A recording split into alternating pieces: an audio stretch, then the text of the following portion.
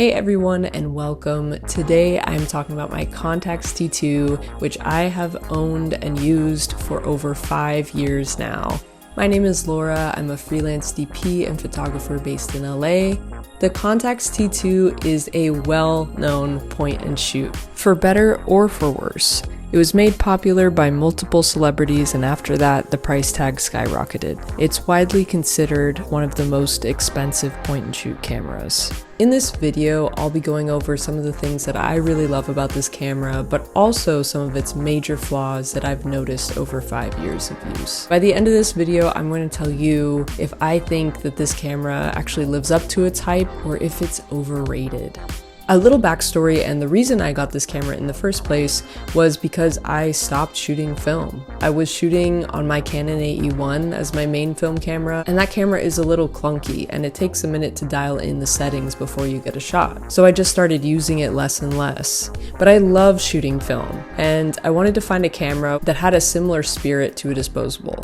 One that was lightweight with auto functions. After doing a bit of research and searching online, I finally found this black Contax T2 on eBay, and it came in near mint condition.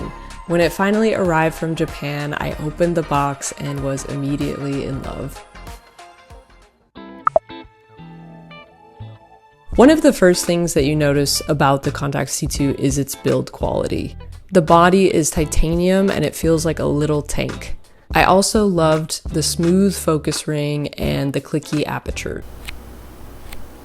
I also love that it fits easily into bags and into some pockets as well. For a compact camera, it feels really solid, and one of the things that I really like about it is that I can carry it around all day and not get tired, unlike some of the other cameras I own. A big reason why I bought the Contax T2 and why a lot of people buy the Contax T2 is the lens quality of the Zeiss. As I mentioned, I was looking for a camera with the spirit of a disposable, but none of the photo quality of an actual disposable camera. The fact that this compact camera has a Zeiss lens is really impressive, and this lens gives the Contax T2 its signature look. The sharpness and the contrast in this lens really make images pop. It never looks washed out or overly soft like some other disposables and point and shoots. Also, the focal length is a 38. It's not too shallow to where autofocus becomes a nightmare, and it's not too wide to where you lose intimacy with your subjects. I don't know the science behind how they arrived at a 38, but whatever it is, it works. The lens actually retracts inside of the camera. I like that, it feels more protected, but that is also just another electronic function. That's another point where the camera could possibly fail, but we'll get into that more later in the video. Also, this lens can open up to a 2.8, so that's really awesome too. Keeping with the spirit of being like a disposable, the auto functions are really impressive on this camera. The autofocus is really responsive, and the auto exposure is really spot on. The fact that this camera also has manual functions was a huge plus for me too. Since I was coming off of using the Canon AE1, I wanted a camera that still retained some physicality to it.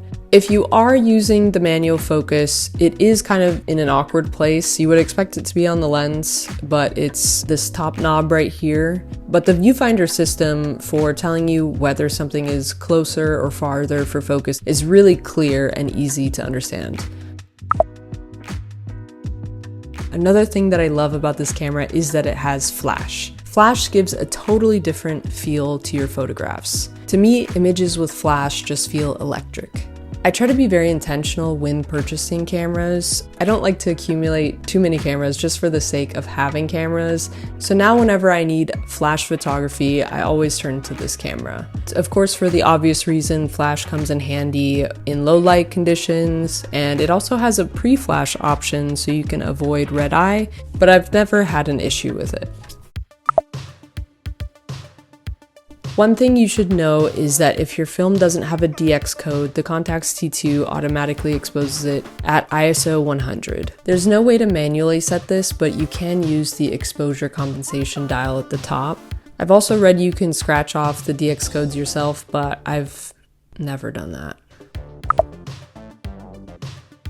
Another annoying thing about this camera is when you set it to 2.8, 2.8 is also program mode. So if you're shooting in bright conditions, the camera will probably select a smaller aperture in order to compensate for the light. Also, the shutter only goes up to 1/500th, so it's more likely that you're going to get a smaller aperture when you have a lot of available light. What this means is if you select 2.8, just know you're not necessarily shooting wide open, and there's no manual way to set that.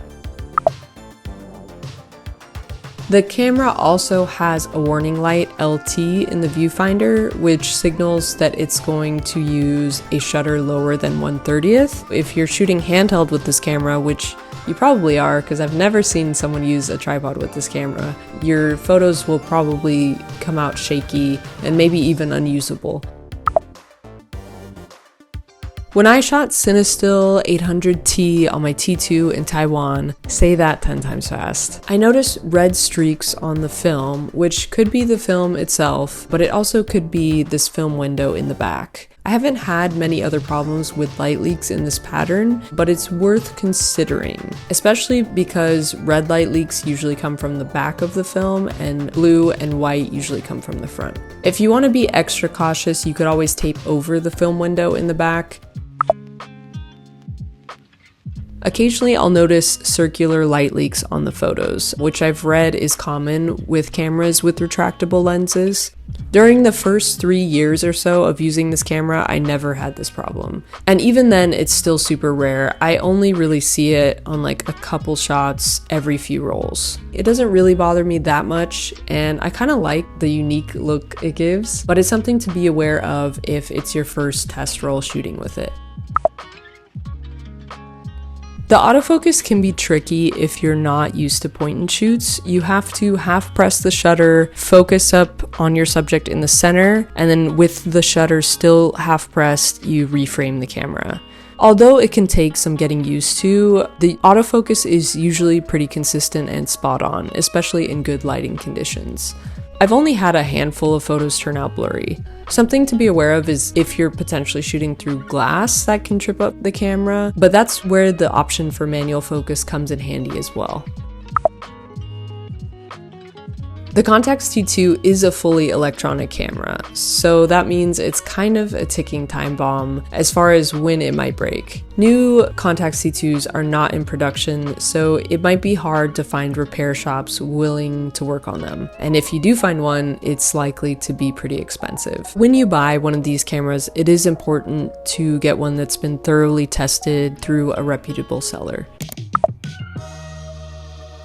We all know this camera is expensive. There are plenty of point and shoots that you can buy out there for a fraction of the price. Some of them are even the same price as a wide lux, and it really sucks when you put it in that perspective. So is the Contax T2 really worth the hype? If you're just starting out in film photography and looking to buy your first film camera, I don't think this is the camera for you. For me personally, I think it's much more rewarding to start out with a camera like the Canon AE1 or the Nikon F3. When you start with a fully manual camera, you get a more in-depth understanding of how these cameras work as your foundational knowledge. Also, I think the physicality of dialing in the settings in these cameras truly makes you feel more connected to photography as an art form in general. And that's huge for when you're first starting out. That's the whole fun of shooting film. For more experienced 35mm shooters who are looking for a compact camera to capture quick moments, I would say consider its cost per use. I always find it funny when people say that because it feels like just a way to make you feel better about buying an expensive thing. But I will say I've owned my Contax T2 for over 5 years, and it's one of the most reliable and consistent cameras that I own. I've used it for fun, for travel, and professional shoots. For this reason, it has been one of my go-to cameras, especially when traveling. It's so easy to load and to take with you, and when you do go to take a photo, you don't even really have to think about it. So it's much easier to capture moments quickly. The Contax T2 does have some major drawbacks, mostly the price, but I think the auto functions, the durable build, the compact size, and the lens quality are all worthy of some hype. Personally, I don't regret buying it, and I really love a lot of the photos that I've gotten with it over the years. I hope this video helps you understand the Contax T2 and its popularity a bit better, and if you have any other questions, feel free to leave those in the comments below. Also, if you'd like to see more of me and my cameras, make sure to hit those like and subscribe buttons as well. Thanks so much for watching, and I'll see you again soon.